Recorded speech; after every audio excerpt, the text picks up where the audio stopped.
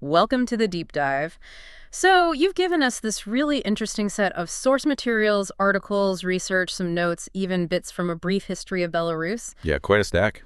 And our job today is to really dive into all of that. We want to unpack it, pull out the key insights, those aha moments, and really try to grasp the story of Belarus. It's complex. It really is. And you see right away how much its geography plays a role. I mean, it's landlocked smack bang on these historical crossroads right next to major powers. Right. And its history, while incredibly long, it's often been, well, under someone else's rule.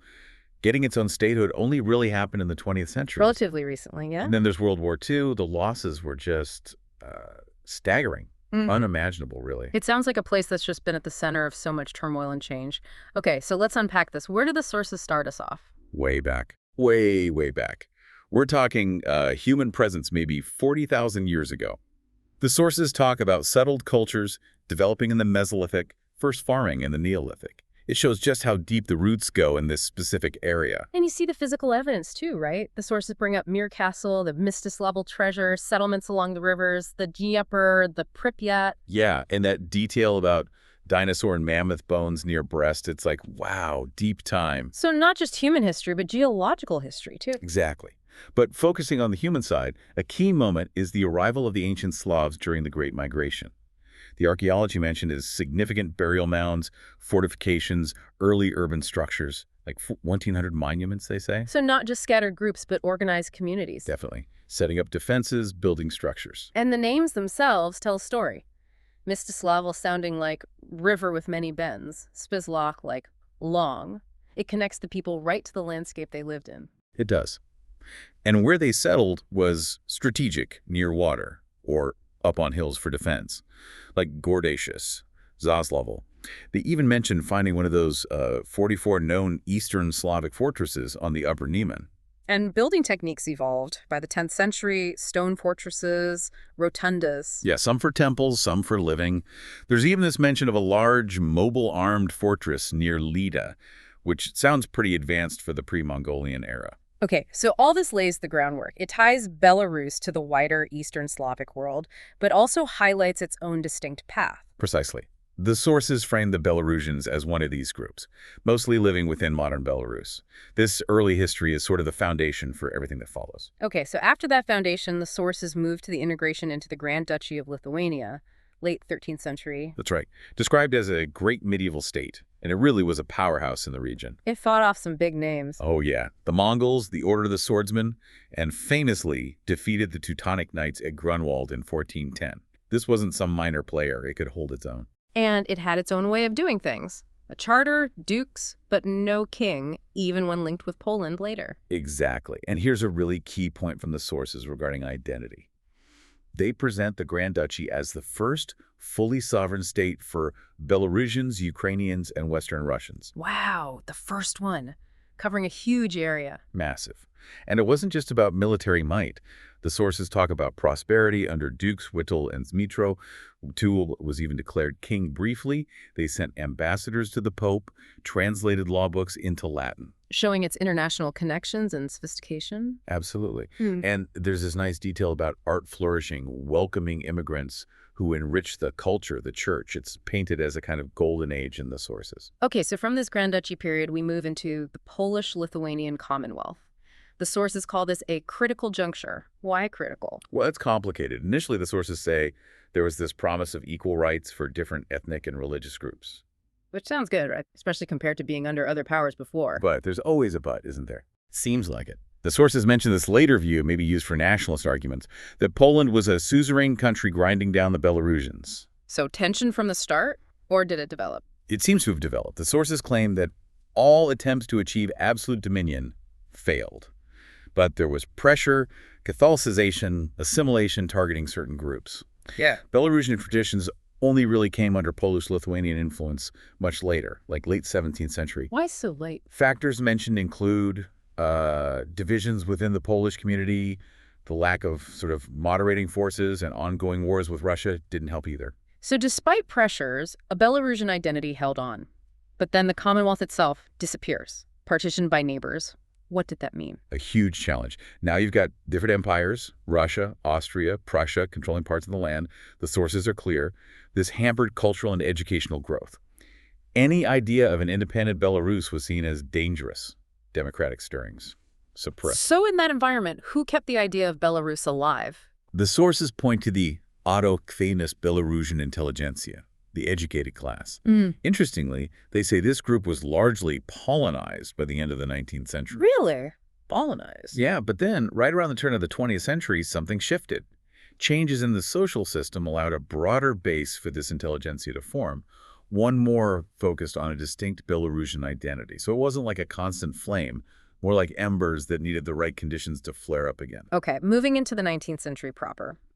After the Congress of Vienna in 1815, Belarus is part of the Russian Empire. How did life change on the ground? Big changes. More laws, more taxes under the Tsar.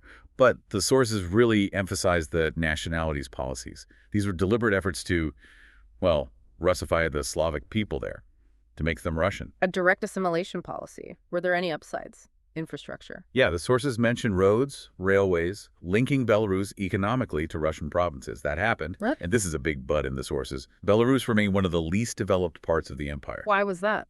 Lingering issues from serfdom were part of it, but also the Russian language policy. It really held back the development of local education, especially for the nobility who might have driven it. Then you have big events like the 1861 land reform, freeing the peasants. Right, a massive social change. But the sources also note new laws hitting noble landowners and then the huge impact of the January uprising in 1863-64. What happened after the uprising? A major crackdown. The sources are specific. Belarusian language teaching in schools. Abolished. All publications had to be in Russian, period. Wow. And they went after the Belarusian elite, banishment, prison, censorship got tighter, purges in government jobs, especially around Vilna. Was religion targeted too? Definitely. From the 1870s, efforts against Catholicism intensified and less tolerance for the Greco-Catholic Church. Russian Orthodox influence expanded. It was all part of consolidating Russian control. But did people just accept this Russification? Apparently not entirely. The sources offer this interesting insight. By 1880, these policies were seen as kind of inconsistent in actually winning loyalty. Education levels stayed low, literacy was poor, especially for women, and Polish speakers actively resisted learning Russian. So resistance was there, simmering beneath the surface. Yeah, it suggests that despite all the pressure, local identity and pushback continued. Which brings us to the massive upheaval of World War I. How did that hit Belarus? It brought the war right to their doorstep.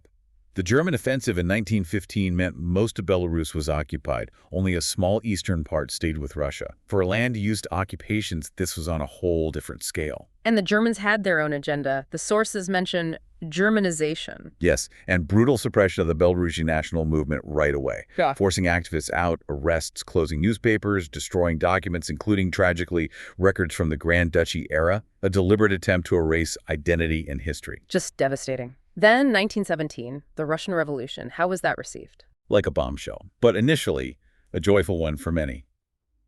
The Tsar gone. New freedoms promise speech, assembly, unions, parties. The sources talk about real celebrations, rallies, fireworks, church services. A moment of hope, of possibility. And this chaos created an opening, didn't it, for the Belarusian People's Republic, the BNR? Exactly. A brief window. Declared in Minsk, March 1918, while still under German occupation. It was activists explicitly aiming for a sovereign nation-state. And it actually got some recognition. Issued laws. It did. Adopted a legislative act on independence, got recognized by several states. Pretty remarkable for a state that only lasted about a year. What did it manage to do in that short time? According to the sources, quite a bit, symbolically at least. Appointed ambassadors, sent delegations, addressed troops. And there's this fascinating detail. They apparently declared Ukrainian lands annexed by Soviet Russia as part of the BNR, and even declared Utrecht, yes, Utrecht in the Netherlands, a city of Belarus. Utrecht. Seriously? That's what the source material says. It shows maybe the ambition, or perhaps the desperation and confusion of the time, trying to stake claims in the chaos. And they were trying diplomacy, too. Paris Peace Conference. Yes, by late 1919, trying to get international backing, asking for independence, for the Red Army to leave, meeting with Polish leaders too. So even though it didn't last, the BNR was a crucial first attempt at modern statehood. A concrete expression of that national desire, born right out of war and revolution.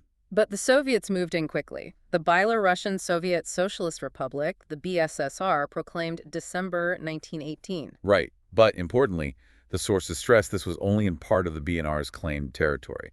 The western parts went to Poland in 1919. Formalized by the Treaty of Riga in 21. Exactly, after the Polish-Soviet War, where the Red Army failed to take them back. The BSSR's borders within the Soviet system weren't fully set until the 1924 treaty. And the economy after all this war, the sources paint a bleak picture. Bleak is right. Industry almost gone, transport wrecked, villages looted, not much livestock. The sources say enormous amount of work was needed. How did the Soviets approach that? First, war communism, basically trying to tear down the old capitalist system and set up state control. Described as especially tough in Belarus because there wasn't much industry to begin with. That shifted, though, to the NEP. Yes, the new economic policy in 1921 allowed some private enterprise, but still state-controlled. The sources say it calmed things down a bit, though they mention things like the 1927 timber uprising as some of the last armed resistance then. Then came the late 20s, early 30s. More radical changes. Absolutely. The big push for socialism. That meant eliminating class enemies, forcing peasants onto collective farms, locking down one-party rule, the GPU, the political police becoming more powerful and terrifying, and massive propaganda for industrialization. The sources seem to show two sides to this, some pleasant aspects mentioned. Yeah, things like regular pay, free housing, childcare, social rest are mentioned alongside building big factories, tractors, combines, power stations, creating a modern industrial base. But the sources state very clearly Belarus was dragged into the Great Terror of the 30s. And then World War II arrived. Which is catastrophic. Utterly. The sources are blunt. Belarus was entirely in the path of the fighting. The losses were enormous, maybe 3 times higher than any other European country. It fundamentally scarred the nation. It's hard to even imagine. The sources give some stats around the 9.5 million people, Minsk the capital, mostly Belarusian ethnically but with minorities, lots of forest. Yeah, and they also note that from the late 1940s on, dissent was harshly suppressed. International human rights. Right. Not recognized by the authorities, the sources say flatly. They mention September 17th as the Day of National Unity, marking the Soviet entry into Western Belarus in 1939. So after the war, what were the challenges? Just rebuilding everything. Everything. Devastation everywhere. Food was a massive problem. Not enough land for peasants. People leaving cities. Science and culture struggling. An air of disbelief, the sources call it. How did reconstruction happen under the Soviet system? Yes. The planned economy, 5-year plans.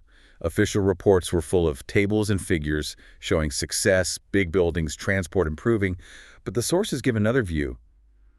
Ordinary people just stared blankly at the reports.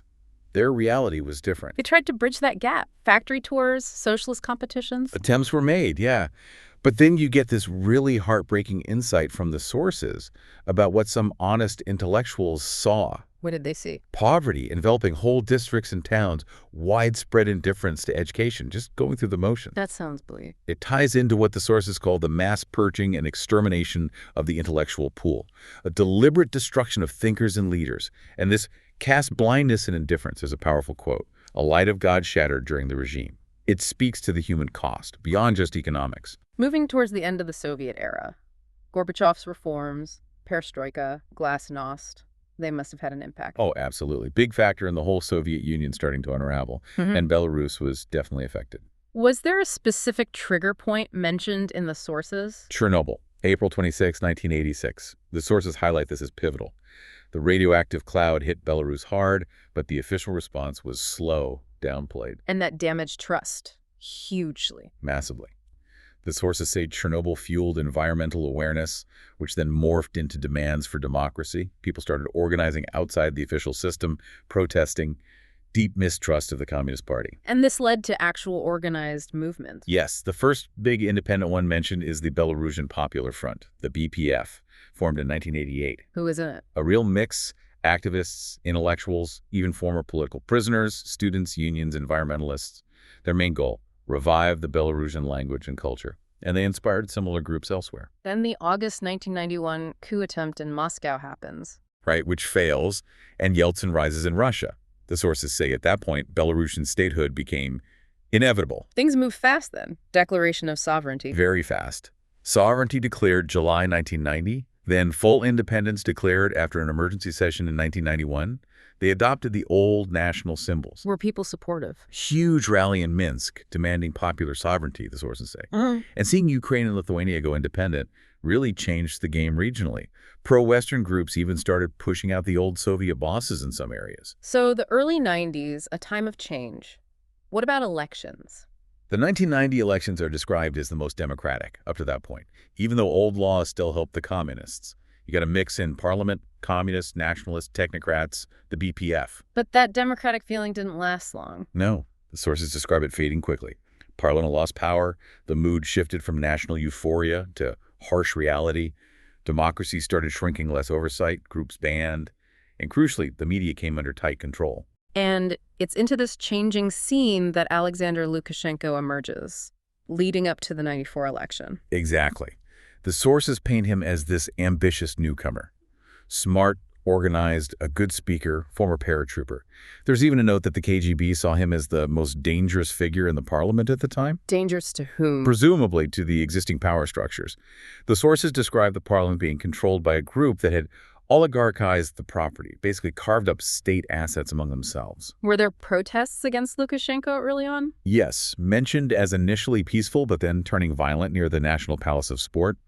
The sources mention things like baseball bats and rifle climbing clubs being used by some democracy supporters, alongside barriers and graffiti. A tense atmosphere. And the opposition tried to unite. They did. The Democratic camp decided to back one candidate, Vinsuk Nekhlaev. The sources say they knew he probably couldn't win, but were aiming for a modest gain. There's a direct quote attributed to him. "We will fight for a single candidate." Then came 1996, a major turning point, the constitutional crisis. A huge one.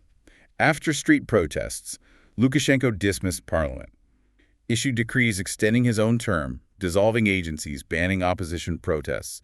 He pushed through a Soviet-style referendum, which the sources note he had trouble justifying legally. And his approach after that? According to the sources, he consolidated power by basically copying the old Soviet playbook. Intimidation, bribery, and administrative pressure. Rebuilt ties with Russia, centralized political life, and ruthlessly suppressed any opposition. His acceptance of independence is described as begrudging. So by the mid-90s, power is consolidated. Western countries start seeing Belarus as undemocratic. How did the 21st century unfold, according to the sources? Well, that stability, such as it was, continued, mainly through the partnership with Russia and the KGB keeping a lid on things. Control got even tighter from 2001 media crackdowns, more repression. Elections became controversial. Very. The sources point to the 2004 election specifically, saying it was rigged to let him change the Constitution so he could run again in 2006. And after 2006? That's when you had the silent protest.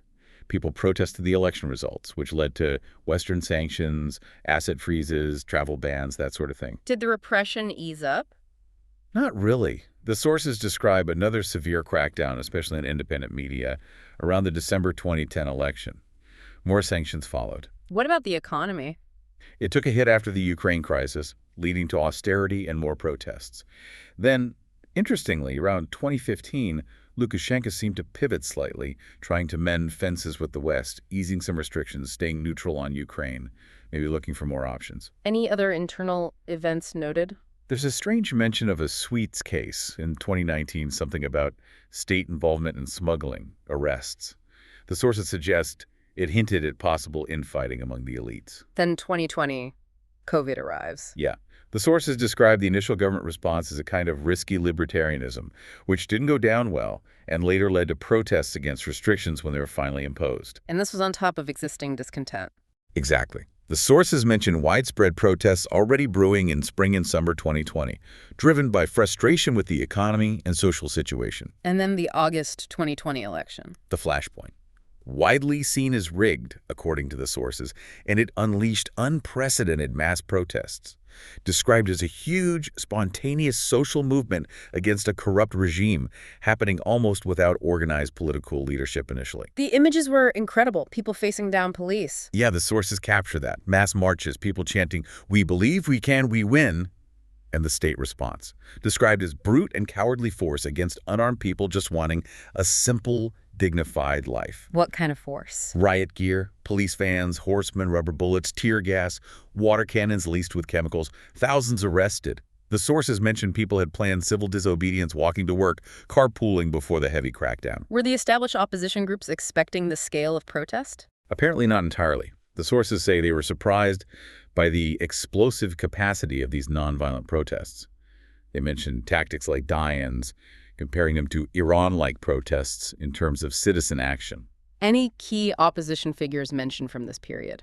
Igor Latushko is named a former minister who fled in 2020.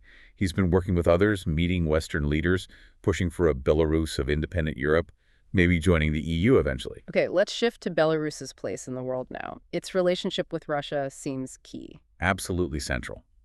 The sources position Belarus as Russia's main partner in things like the Union State, the Eurasian Economic Community, but they also note Belarus is kind of unique because it's also confronted by Western trade rules and agreements, creating a tension. What kind of cooperation is happening with Russia?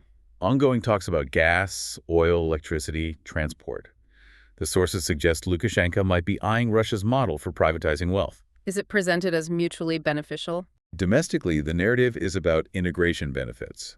But the sources suggest Western partners are more focused on profit potential. Belarus signals willingness on things like buying more Russian gas or modernizing power plants. Has Belarus followed Russia's pivot towards China? Not really, according to the sources. Belarus hasn't made a big turn east and isn't involved in Russia-China talks. There's a specific detail about announcing deals for boron and selenium hydrocarbons to the West, presented as achievements. But Russia is wary. Yeah, the sources mentioned Russian skepticism about mining activities, worried about sensitive stuff falling into the wrong hands. They even use the phrase Brezhnev mentality to describe this caution. What about looking ahead? What did the sources say about future prospects? It's a pretty downbeat assessment, actually. The situation's seen as having deteriorated, with hope for change, either internal or external, fading. But there's a complex view among Belarusians themselves. Very complex. Interestingly, the sources note that for some Belarusians, going back to a Soviet-style system is seen as a more popular option, which is startling. It suggests maybe a disconnect between personal memories and future aspirations. How do most people see Belarus's position? The sources say a majority view it somewhere between Europe and Russia, a spectrum. Though they admit this is simplistic, perception has shifted in the past. Russia seemed closer, more European even. Now even Poland and Lithuania are sometimes seen as bordering Russia, not quite Europe in the same way. Why did they see Russia as more European before? The sources suggest Russia was perceived as less Soviet, maybe more prosperous, open, liberal back then, whereas there was suspicion about opening up to the West. Is there data backing this suspicion? Yeah, the sources cite polls 2006. Many rural people felt Belarus was in a hostile environment. Anti-Western views were common, even among people who didn't know much about the EU, 2009. Half surveyed saw the West as enemies. Nearly a third expected a new Cold War. It shows how deep state narratives and historical isolation can run. Which brings us right back to national identity and history itself, a core theme. Definitely. The sources stress Belarus is mostly homogenous within the old Grand Duchy borders. Identity questions have always been central. The independence struggle isn't new. How is Belarus viewed historically? Old chronicles sometimes saw it as the bed of Russian culture, a view that lasted until the Grand Duchy fell apart. Tsarist rule then actively worked against a distinct Belarusian identity. But discontent fostered identity. Yes, things like language, fighting for rights, the idea of a local nobility.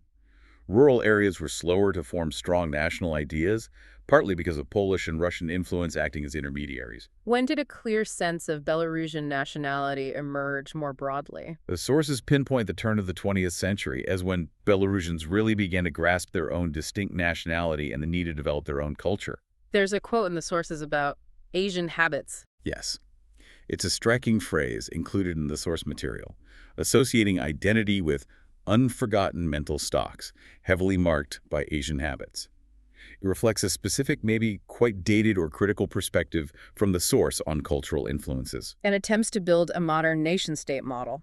Described as crudely adapted from the Russian variants, and not really fitting the local context, which the source calls the Indo-Germanic pre-industrial sphere of politics, suggests a mismatch. The sources also list requirements for national identity. Yeah. Being different from others, having a homeland, and then this slightly unclear phrase, the last precondition, the mainstream of Russia. Hard to know exactly what that means as presented, but it highlights the ongoing, unavoidable relationship with Russia in defining Belarus. How is history itself viewed? You mentioned it's painful. Yeah, a cyclically returning, painful topic in education, the sources say.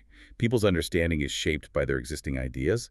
There's a view that history should teach us how to live now and for the future. But then there's the student perspective, defining history by what it's not. It's really powerful. Not just a story nobody knows. Not just dates. Not propaganda for repression, mentioning Owens Duganoff by name. Not just a story of bad luck with that specific pointed comparison in the source about only Jews have this, which is a very particular viewpoint included. What else is it not? Not just symbols. Not just inert material like geology. What's the overall feeling about history described? That it's often seen as uninteresting and annoying. Something demanding, conformity focus, silence, group obedience, group pride, which turns some people off. It hints at a real disconnect between official history and how it's received, maybe because the history is so complex and painful. Wow. We've certainly covered a huge amount of ground.